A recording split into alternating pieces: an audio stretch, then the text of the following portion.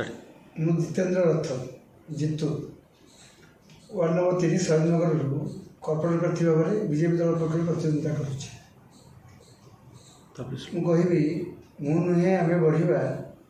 ସଭିଏ ମିଶି ଶହୀଦନଗର ଗଢ଼ିବା। ମୋତେ ମୁଁ ପ୍ରାର୍ଥୀ ଭାବରେ ଏଠି ଠିଆ ହେବା ପାଇଁ ମନସ୍ଥ କରିଥିଲି ଏବଂ ମୁଁ ଧନ୍ୟବାଦ ଦେବି ମୋର ନେତା ଇମିଡ଼ିଏଟ୍ ନେତା ଜଗନ୍ନାଥ ପ୍ରଧାନ, ଯିଏ ମୋର MLA ପ୍ରାର୍ଥୀ ମଧ୍ୟ ନିର୍ବାଚନ ମଣ୍ଡଳୀର, ମୋର MP ଅପରାଜିତା ଷଡ଼ଙ୍ଗୀ ମହୋଦୟ, ସେ ମଧ୍ୟ ବହୁତ ଆସ୍ଥା ପ୍ରକଟ କରିଥିଲେ, ଆମକୁ ଆତ୍ମବିଶ୍ୱାସ ଦେଲେ ଏବଂ ଆମ ଧର୍ମେନ୍ଦ୍ର ପ୍ରଧାନ, ଯିଏ ଆମ ସର୍ବ ନେତା, ଆମର କେନ୍ଦ୍ର ନେତା ଏବଂ ସମସ୍ତ ଏବଂ ସମୀର ମହାନ୍ତ ଆରମ୍ଭ ସମସ୍ତେ ମୋତେ ବହୁତ ଭଲ ପାଆନ୍ତି ଏବଂ ତାଙ୍କୁ ଧନ୍ୟବାଦ ଦେବି, କୃତଜ୍ଞତା ଜ୍ଞାପନ କରିବି। ସେମାନେ ମୋ ପାଇଁ ଆସ୍ଥା ପ୍ରକଟ କଲେ ଏବଂ ମୋତେ ଚୟନ କଲେ ପ୍ରାର୍ଥୀ ଭାବରେ ମୋ ପାଇଁ ସେବା କରିବା ପାଇଁ। ଶହୀଦନଗର ଖାଲି ରାଜଧାନୀ ନୁହେଁ, ଓଡ଼ିଶାର ଗୋଟେ ପ୍ରମୁଖ ସ୍ଥାନ। ଓଡ଼ିଶା ରାଜନୀତି ପାଇଁ ଖାଲି ନୁହେଁ, ସମାଜ ପାଇଁ, ଓଡ଼ିଶା ପାଇଁ ଯେଉଁ ଶହୀଦନଗର ଅବଦାନ ଯଥେଷ୍ଟ ରହିଛି ଏବଂ ବହୁତ ବିଶିଷ୍ଟ ବ୍ୟକ୍ତି ଶହୀଦନଗରରେ ବର୍ତ୍ତମାନ ଅଛନ୍ତି, ସେମାନେ ଶହୀଦନଗର ଗଢ଼ିଛନ୍ତି ଏବଂ ସେମାନେ ଓଡ଼ିଶା ପାଇଁ ତାଙ୍କ ଅବଦାନ ବହୁତ ଅଛି, ଏଇଟା ଆମେ ସମସ୍ତେ ଜାଣିଛି। ଏଭଳିଆ ଜାଗାରେ ଯେପରି ସ୍ୱାଭିମାନ ରହିବା କଥା, ଶହୀଦନଗରରେ ଯେମିତି ଭାବରେ ଗଢ଼ି ପଡ଼ିବା କଥା। ଆପଣ ସମସ୍ତେ ଶହୀଦନଗର ପାଠକୁ ଦେଖୁଥିବେ, ପଶି ଆସିଲା ପରେ ଶହୀଦନଗରକୁ ଗୋଟେ ଫରକ ଲାଗେ। ସେ ରାସ୍ତାଘାଟ ହେଉ, ନାଳ ନର୍ଦ୍ଦମା ହେଉ, ସଫେଇ ହେଉ, ସବୁଜିମା ହେଉ, ଏସବୁ ବିଷୟରେ ସାମାଜିକ ବ୍ୟବସ୍ଥା ହେଉ, ସବୁଥିରେ ଗୋଟେ କିଛି ନା କିଛି ଆମେ ଯେଉଁ ଅଭାବ ପରିଲକ୍ଷିତ ହେଉଛି ସେଇଟା ଦୁଃଖ ଦେଉଛି। ଯେଉଁ ବିଶିଷ୍ଟ ବ୍ୟକ୍ତିମାନେ ଚିନ୍ତା କରିଥିଲେ ଏଭଳିଆ ହେବା କଥା, ସ୍ୱପ୍ନ ଦେଖିଥିଲେ, ସେ ସ୍ୱପ୍ନ ଆମେ ବହୁତ ପଛେଇ ଯାଇଛି।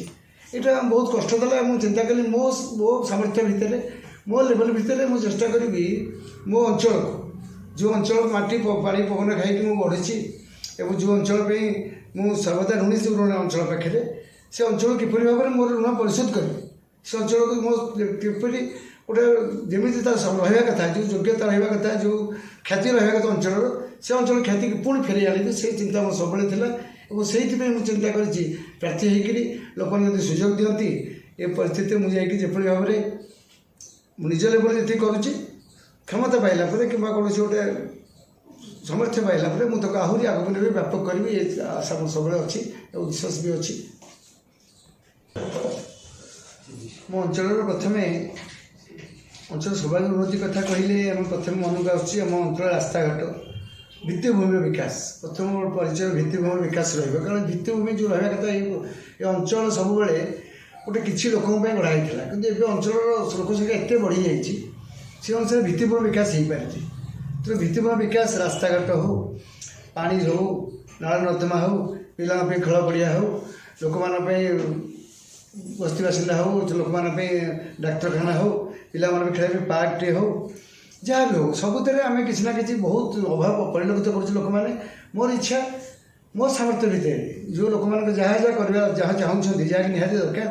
ସେସବୁ ତାଙ୍କ ପାଖରେ ପହଞ୍ଚେଇବି ଏବଂ ସେସବୁର ଯେଉଁ ଅଭାବ ଯେଉଁ ପରିଲକ୍ଷିତ ହେଉଛି, ତାକୁ ଅଭାବକୁ କେମିତି ଦୂର କରିବି, ଏଇଟା ଆମର ପ୍ରଥମ ଲକ୍ଷ୍ୟ ରହିବ। ଏବଂ ବ୍ୟାପକ ଭାବରେ ଆପଣ ମନ୍ଦିରଟି ହେଉ, ଆପଣଙ୍କର ବିଭିନ୍ନ ବସ୍ତି ବାସିନ୍ଦା ହେଉ, ବସ୍ତି ବାସିନ୍ଦା ମାନେ ତାଙ୍କର ଠିକ୍ ଭାବରେ ତାଙ୍କର ଯେତିକି ସଫେଇ ହେବା କଥା ପେମେଣ୍ଟ ପାଉନାହାନ୍ତି, ସେମାନେ ଗୋଟେ ରେସନ କାର୍ଡ଼ଠୁ ଆରମ୍ଭ କରି ସବୁ ଜିନିଷରେ ସେମାନେ ମଧ୍ୟ ଅପରିଷ୍କାର ପରିସ୍ଥିତି, ତାଙ୍କର ବି ଆମର ବି ଆମ କର୍ତ୍ତବ୍ୟ ତାଙ୍କ ପାଇଁ ବି ଅଛି। ତାଙ୍କ ଯେଉଁ ରକ୍ତ ଆଉ ତାଙ୍କ ଝାଳରେ ଆମେ ବଢ଼ିଛି ଆମର, ତେଣୁ ସେଇ ସବୁଥିରେ ସର୍ବାଙ୍ଗୀନ ଉନ୍ନତି ସମୂହ ବିକାଶ ହେବ। କିନ୍ତୁ ସବୁ ସ୍ଥଳରେ ଗୋଟେ ସ୍ୱାଭିମାନ ବି ଆମ ବଡ଼ କ୍ଷେତ୍ର, ସ୍ୱାଭିମାନ ରକ୍ଷା ବି ଆମ ବଡ଼ କ୍ଷେତ୍ର। ଲୋକମାନଙ୍କର ମନୋବୃତ୍ତି କେମିତି ଗୋଟେ ଭାଇଚାରା ସୃଷ୍ଟି ହେବ, କେମିତି ଲୋକମାନଙ୍କ ମଧ୍ୟରେ ସାମାଜିକ ବ୍ୟବସ୍ଥା ହେବ, କି ସମାଜ ପାଇଁ ଆମେ ଯାହା ସମାଜ ପାଇଛେ ତାକୁ କେମିତି ଫେରାଇବା, ସେ ବ୍ୟବସ୍ଥା ଲୋକମାନଙ୍କ ହେବା ଦରକାର। ଲୋକମାନଙ୍କ ଭିତରେ ଏ ଯେଉଁ ବ୍ୟବସାୟିକ ଦୃଢ଼ ବ୍ୟବସାୟ କ'ଣ ଚାଲିଛି, ଆମର ଏଠି ବହୁତ ଦୋକାନ ବଢ଼ିଛି, ବଢ଼ିବ, ଲୋକ ସଂଖ୍ୟା ବଢ଼ିବ, ସବୁ ବଢ଼ିବ। ତା ସତ୍ତ୍ୱେ ମଧ୍ୟ ଯାହା ଲୋକ ମୌଳିକ ସବୁ ସମସ୍ୟା ଲୋକଙ୍କର ଅଛି, ମୌଳିକ ରହିଛି, ମାନେ ମୌଳିକ ଯାହା ଦରକାର ଲୋକଙ୍କର ଆବଶ୍ୟକତା, ସେସବୁକୁ ପୂରଣ କରିବା ପାଇଁ ମୁଁ ଯେମିତି ଭାବରେ ମୋ ଲକ୍ଷ୍ୟ ରହିବ ଏବଂ ନିଶ୍ଚିତ ଭାବେ ଚେଷ୍ଟା କରିବି, ଏ ଆଶା ମୁଁ ରଖିଛି। ମୁଁ ଏକଥା କହିବା ପାଇଁ ଦ୍ୱିଧା ପ୍ରକାଶ କରୁନି, ଜିତୁ ନାଁଟି ଲୋକମାନେ ସମସ୍ତେ ଅଳ୍ପ ବହୁତ ସମସ୍ତେ ଜାଣିଛନ୍ତି। ସେ ବସ୍ତି ବାସିନ୍ଦା ହୁଅନ୍ତୁ, ସେ ଆପଣଙ୍କର ବଡ଼ ବିଶିଷ୍ଟ ବ୍ୟକ୍ତିମାନେ ହୁଅନ୍ତୁ, ବ୍ୟବସାୟୀ ହୁଅନ୍ତୁ, କିମ୍ବା ହାଟ ହେଉ କିମ୍ବା ମନ୍ଦିର ହେଉ। ମୁଁ ଶହୀଦନଗର ହାଟର ସଭାପତି ମୋ ଦୀର୍ଘ ଦିନ ଧରି ଅଛି। ମୁଁ ଶହୀଦନଗର ପାର୍କର ଆମ ଆସୋସିଏସନ୍ ତା'ର ସମ୍ପାଦକ ଦୀର୍ଘ କାମ କରୁଛି। ମୁଁ ମନ୍ଦିରର ପ୍ରାୟ ଦୀର୍ଘ 25 ବର୍ଷ ହେଲା ମନ୍ଦିରର ସମସ୍ତ କାର୍ଯ୍ୟକ୍ରମ,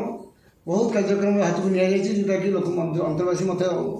समस्ते मत भल पाती मत उत्साह देते से कृतज्ञता प्रकाश करते मतलब भल लगे जे बहुत किसी कराई स्कूल दुईटा स्कूल गवर्नमेंट स्कूल जे कहीं आम पे पढ़ती नहीं से स्कूल अवहेलित से स्कूल को मुझे सब दुईटा स्कूल सभापति सह दीर्घ दिन कम कर सब अंचलवासी सब दुख दुख सब कार्यक्रम मुझे सब सामिल है देखो ये चली दोल पूर्णिमा चली दोल जात्रा चली दोल जात्रा शहे दिन नाला से दोल जात्रा मुझे जेहतु गाँ पिला गाँव आम आसचु आम गाँव केमी गाँव माहौल ये गाँव परंपरा गाँव जहाँ सब अच्छी ये लोक मैंने जो आम अल्प बहुत गाँव आसचे से कमी दोल उत्सव दोल मेलन भी आम शहे दिन भाई जगह चली निजक गर्व मन करुक उत्साह मन कर कम किसी हाथ को नहीं सफल तेणु सब सब क्षेत्र में मत लोक परिचय अच्छे से परिचय मोर पुंजी लोक भल पाए मोर पुंजी लोक मानकर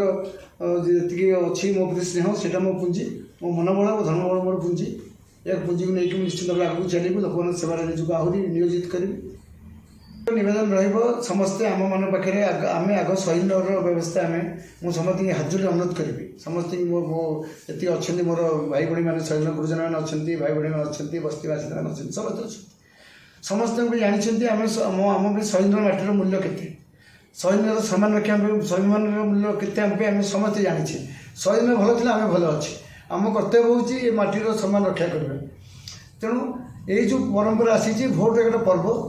आम तक आम अन्य भाई आम यहाँ नौनु ये भाई गोटे युद्ध भाई नौनु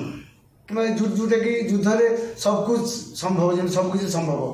अर्थ बल दरकार बाहुबल दरकार सब जोटा कि आम अन्य पार्टी मैंने देखुचे मुझे अनुरोध करी से सब को आम सहर जेहेतु गोटे सभ्य समाज शहीद गोटे सभ्य समाज हिसाब से सारा राज्य परिचित ये आमर बासिंदा मान पर्व यहाँ भोट पर्व ये पर्व में आम समस्ते गोटे उत्साह सहित उद्दीपनार सहित निष्ठार सहित आम सामिल हम मार्च 24 तारीख दिन आम निश्चिंत भाव में भोट दबा एटलिस्ट कौन आपण मैंने बहुत शिक्षित बहुत ज्ञान अच्छी से कौ पार्टी की परिचय कौन रो पार्टी प्रति रखा कौ प्रार्थी प्रति रहा निश्चय जानते कि भोट दिंतु निजर मौलिक अधिकार सब्यस्त करूँ इवन मोर जो पचर गाड़ी में से लिखी भोट दान महापुण्य मार्च 24 आप मौलिक अधिकार सब्यस्त करूँ यहाँ हूँ आम लक्ष्य आम समस्ते शेषगुरु आम प्रति कई पार्टी निर्विशेष दलगत निर्विशेष आम समस्ते जो मैंने लड़ुंट समस्त अनुरोध करी समस्ते आम कम रहा दरकार लोक भोट देवाक जातु निरपेक्ष भाव में विपुल संख्यार भोट दिंतु